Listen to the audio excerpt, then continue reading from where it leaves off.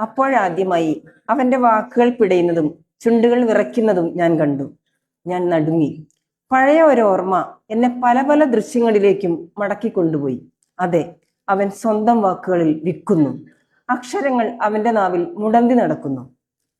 പൊടുന്നനെ അവന്റെ മുഖത്ത് ഞാൻ ദുരൂഹമായ ആ ലിപികൾ വായിച്ചു. അതെ, അതുതന്നെ ഞാൻ തേടിക്കൊണ്ടിരുന്ന ആ പദപ്രശ്നത്തിന്റെ ഉത്തരം. ശ്യാമൾദ, അയാളുടെ ഛായ, തീർച്ചയായും അതേ പിടച്ചിലുകൾ. വീണ്ടും ഓർമ്മകൾ. ഏതാണ്ട് അടുത്തെത്തി. ഇനി ഒറ്റ കുതിപ്പുകൂടി മതി അവരുടെ അടുത്തെത്താൻ. പട്ടി വീണ്ടും കുരയ്ക്കുന്നു. ആഹ്ലാദമാണ് ആ ശബ്ദത്തിൽ. ശ്യാമൾദ കൈ ഉയർത്തി കാണിച്ചു. അയാളുടെ മുഖത്തെ ആശ്വാസം എനിക്ക് കാണാം. അപ്പോൾ പൊടുന്നനെ എൻ്റെ മനസ്സ് പതറി. ഒരു നിമിഷം ഞാൻ സുമനയെ ഓർമ്മിച്ചു. പതുക്കെ പതുക്കെ ആ പാറക്കെട്ടുകളും കാഴ്ചയിൽ നിന്ന് മാഞ്ഞുപോയി. ദ്വീപിന് മുകളിൽ അവസാനിക്കാത്ത മഴ നിന്നു പെയ്തു.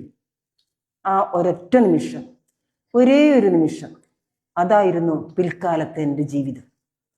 ഈ സന്തോഷ് കുമാറിൻ്റെ തപോമയിയുടെ അച്ഛൻ എന്ന നോവൽ ഗോപാൽ ബറുവയും ശ്യാമൾദായും തപോമയും സുബനയുമെല്ലാം നമ്മുടെ മനസ്സിനെ നൊമ്പരപ്പെടുത്തും. ഒപ്പം സന്തോഷത്തിന്റെ കിരണങ്ങളാകാൻ ജഹാൻ ഗോപാലും. മനുഷ്യർ ജീവിതത്തിൽ നിർബന്ധമായും കണ്ടിരിക്കേണ്ട ചില ഇടങ്ങളുണ്ട്. ഒരു ജയിൽ, മെന്റൽ ഹോസ്പിറ്റൽ, മാരാരോഗികളെ പരിചരിക്കുന്ന ഒരു വാർഡ്, പിന്നെ അഭയാർത്ഥി ക്യാമ്പുകളും. നിർത്തട്ടെ. എല്ലാവർക്കും നന്ദി, സ്നേഹം.